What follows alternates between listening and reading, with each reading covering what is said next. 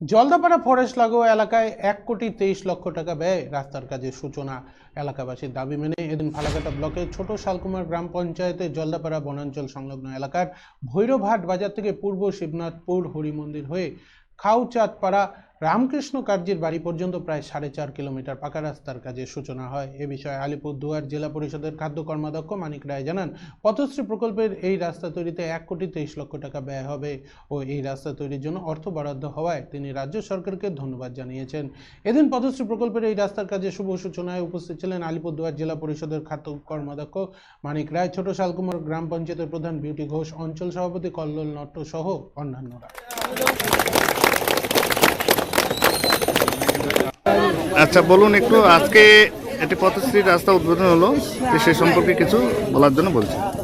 আজকে শালকুমার অঞ্চলের ভৈরবহাট থেকে উমাপাড়া হরিমন্দির হয়ে রামকৃষ্ণ কার্জির বাড়ি পর্যন্ত পথশ্রী 3 ফেজের একটি রাস্তার শুভ সূচনা হলো। এটা 4.5 কিলোমিটার দীর্ঘ। এই রাস্তার মোট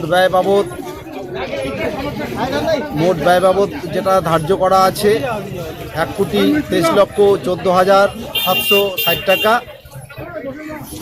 পথশ্রী 3 ফেজ